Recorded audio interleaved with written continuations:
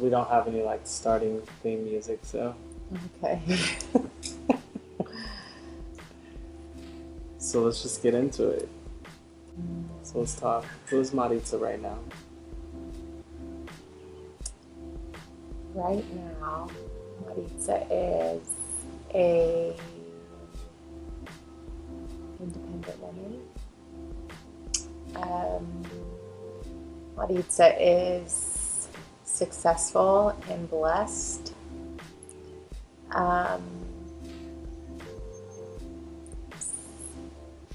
She's a mother, she's a wife, a sister, a daughter, a niece, a cousin, boss,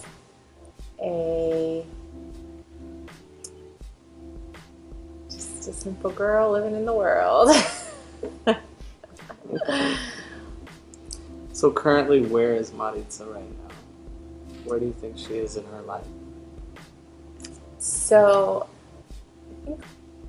I know where I am is in a point of clarity, which, through life's different moments and milestones, there's so much always going on, and you almost don't have time to get clear with yourself. Also through experience, I think there's a sense of confidence too that comes along with everything. So it's right now there's more confidence in my expertise in what I do, whether it's parenting or running a business or just so many things that I do on a day-to-day basis. That's where I am right now and what's happening. And when do you think that occurred? One of the big things that we've been talking about in just our lives is transition. When do you think kind of that transition started to occur for you? Can you talk about that a little bit? Yeah, it's funny because the transition in my life, actually, I remember it to the day. It was September 3rd, which is a couple days from now. And a lot was going on personally, professionally, and it's challenging at times to really take a step out of things or stop doing what you're comfortable with and start going into a new direction, or staying on a certain new goal or path. And oftentimes you start it for a little while and then you're done with it because it's not what you're used to, it's not what you're comfortable with, etc.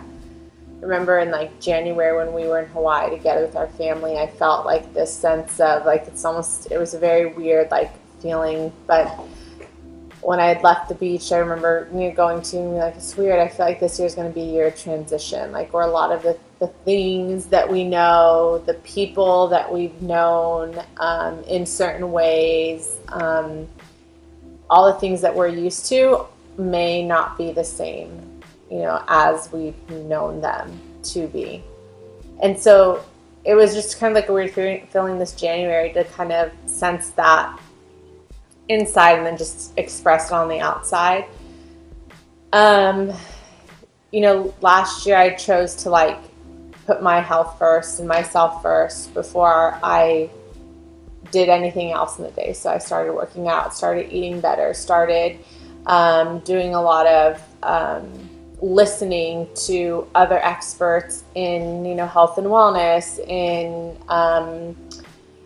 just universal law, as an entrepreneur, as someone who is running their own business. It's often hard to find that knowledge, or sometimes you just don't seek it out because you're always running a million miles to do things, or other people are relying on you for that expertise. But there's still a whole other level of just not just what to do in a business, because a business is a business, right? It's ultimately that's just a numbers game of success and not being successful. But then there's the relationship side of things, and that's where things become, where you have to kind of like reconnect to what you're doing. So the part, that was the biggest thing was starting, a year ago to reconnect, and then reconnecting with like nature and reconnecting with intuition and reconnecting with life just in general, and really kind of taking what even I was used to and saying like, okay, I'm ready for like a transition. I'm ready for whatever the universe wants to bring me next. And here are some things, I spout out some things. I'm like, I want to learn from other people who are, senior to me. And I really want to be surrounded by those that are successful, people who've, not only have achieved like financial success, because, that's all and great, but have also achieved success in different definitions, whether it's through their health or through their wellness or through like, mental stability. I mean, there's so many of those things, right? So I started to just kind of put that out there, and it's funny because it just all started to roll in, little by little, and it happens really fast when you allow it to. So let's talk about that. Let's talk about how that began to materialize in your life. Yeah, I think, I think first things first, like wanting that transition. I think there were like little moves that started to materialize in life, like just like with the kids at first, it's like, okay, I think they're happy and it's great where they are, but I know that they need more of a challenge in school or change there. And, it's like slowly and surely then we find what I call a unicorn school for our kids. And, we tour space and it's like, yeah, where they were was great, but where they are now is even better for them. There were certain elements lacking that were true to us as parents, true to us as people. And so like just being able to make that move, then later, and that was kind of like a change I've always wanted to like make, and knew that it just wasn't quite right for us, the fit that what we wanted out of, the experience our children had in education. Then it was career-wise, it's like, what's next, and we've been so blessed to like work with so many great people in our community and way beyond it, and being entrusted with so many people and their businesses, their brands, and it's just like slowly and surely just opening ourselves up to new opportunities there, and with Unseen Heroes. And then I just remember being brought in and asked to meet with the CEO of the Kings, and then it's like hearing from them of what they were looking to do in a time when our city was going through a lot of sadness and turmoil, and there was a shooting, and I mean there's just so much happening. And on our client side, we had the opportunity of working and helping build up a space for youth specifically to really reconnect after that. But then going and meeting with the Kings was just like another really great opportunity to kind of see where they were, and hearing from them and knowing what they wanted to do with the platform that they had. And so, that was huge. It's to just come in and not only be able to share what the community's experience or what we get to hear on a day-to-day basis, but then for them to recruit me, to help build up their community relations division and their experiences division. And so that was, another space of like, whoa, wait a second, but it was something I was asked for. It's like, what's next in my career? I've done, Unseen Heroes does an amazing job, and we've built a team and a company that's truly remarkable, and they're change makers and taste makers, and they're people that really, really authentically come to the table with ideas and focus and implementation and execution.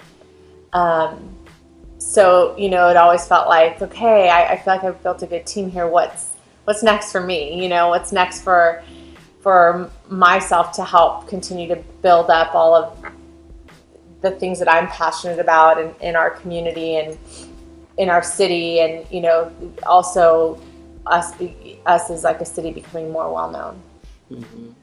So let's talk about. I'll never forget me picking you up in the car after your meeting with the Kings, and the look on your face and the surprise that you had when you got back in the car. Yeah.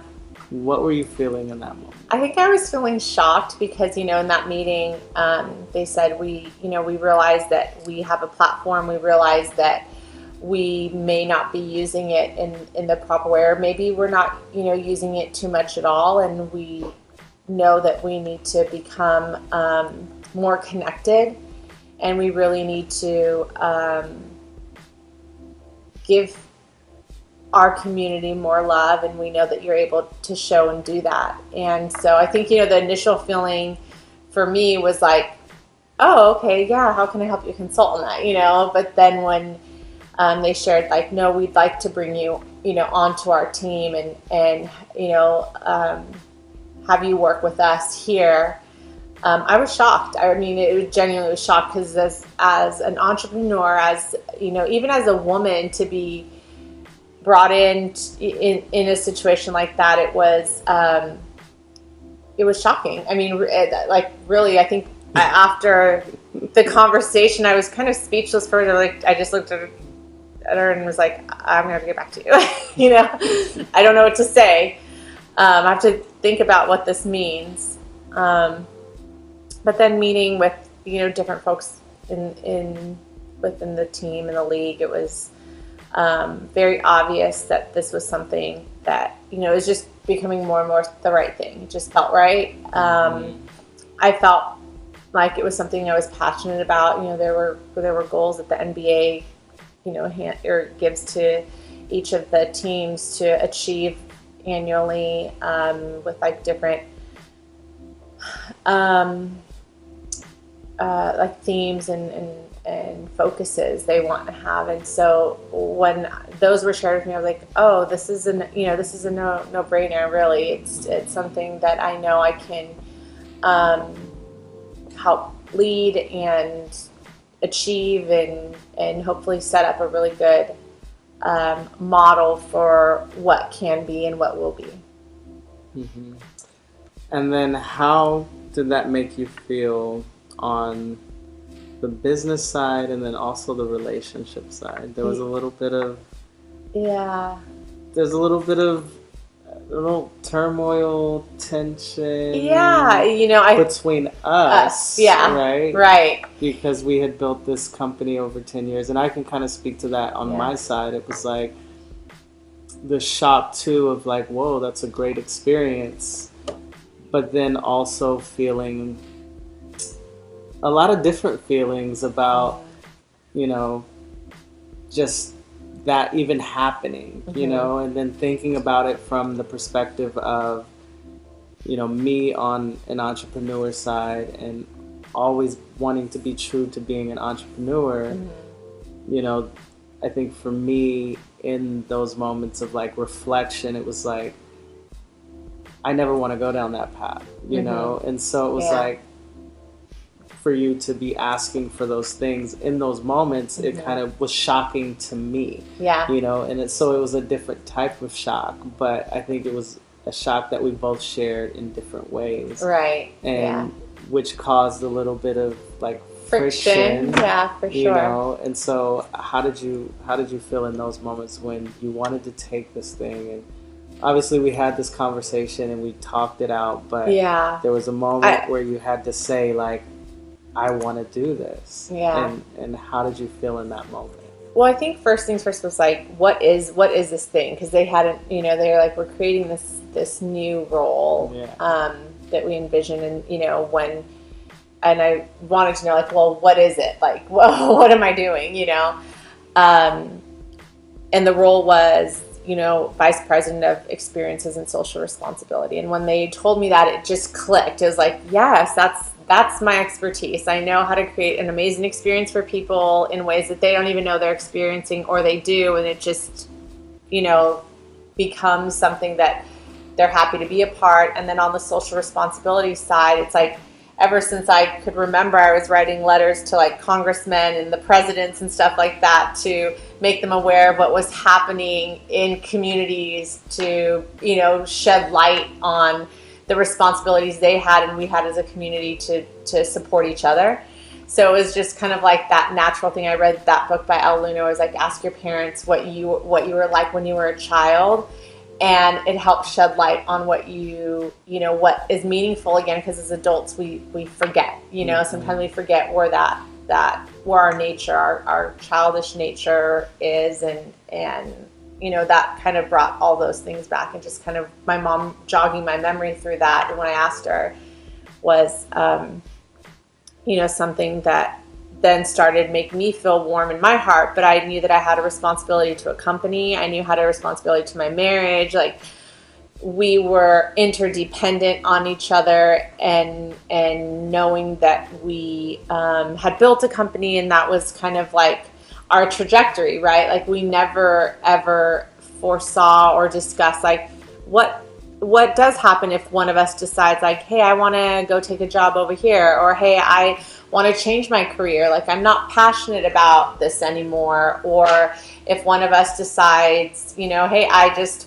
want to do something completely different, or something in the same realm but with a different twist. I mean, we really have been focused on building community, really building up areas, creating amazing experiences through interactive events. I mean, there's been so much mission and passion towards that. Then, our retail side was really getting those off the ground and creating those, spaces that were experiences that people got to have if they didn't get to join one of our events, and they get to kind of have this whole Unseen Heroes experience through our retail. And, I think there was a lot of stress and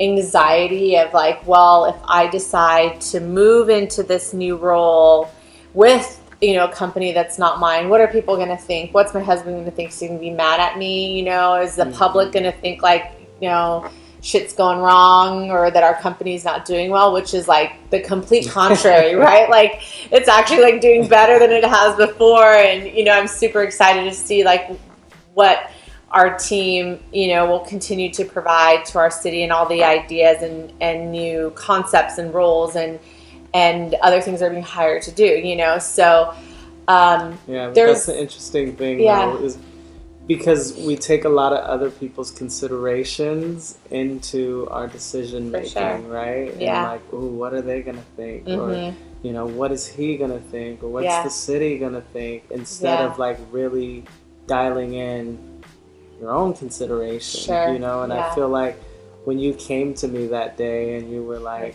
I really want to take this position, it was the first time that like you showed up in a way of like, this is what I want to do regardless of the considerations. Yeah, I had to kind of strip away, and it was interesting because I was in LA and you were here in Sacramento, and I was being coached, and the woman that was, I was being coached by, which I hadn't been in a long time. So even to be in the position to, one, be coachable, two, someone coaching me on just kind of like life at that time, before we even knew any of this would even come about, it was all just kind of like this like perfect storm of timing, right? And it's like timing is everything.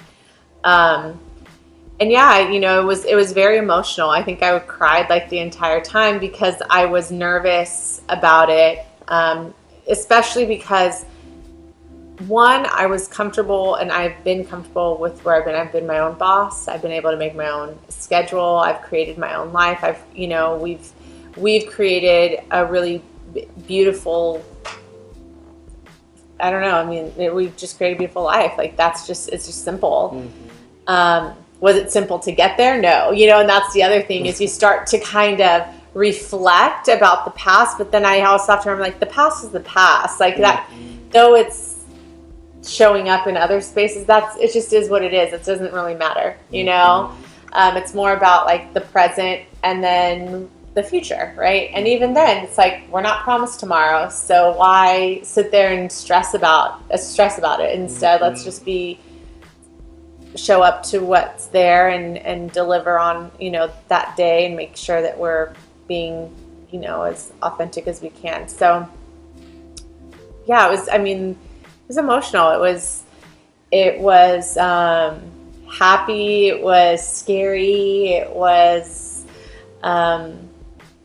you know, sad at some points, because you're just like, okay, we're used to seeing each other every single day, you know, beyond just home, but at work we get to collaborate on so much. And so, you know, there's a lot of emotions going on. Then, you know, ultimately it was excitement. It's like, okay, but we've got this, like, got it. It's fine. Yeah. I think what you said, you're like, you know, you need, like, we got this. We don't really need you. Like, just go. And you're like, and it's not like we don't need you in that way. It's the fact that, like, you've been able to develop things, and this is still my passion, and this is what I'm going to do, and I'm going to, you know, this was my dream, was to be an entrepreneur and to build a company. Like, go now and live your dream of wanting to continue to, like, you know, rise through, you know, raise your city up and rise up into your own profession and stuff like that. So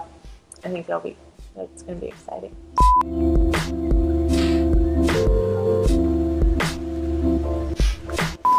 It's a wrap, guys.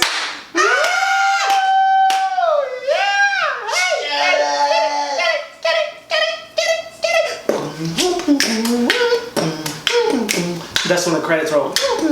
Yeah. Oh, it should be slower than that. There's only 4 people in the credits.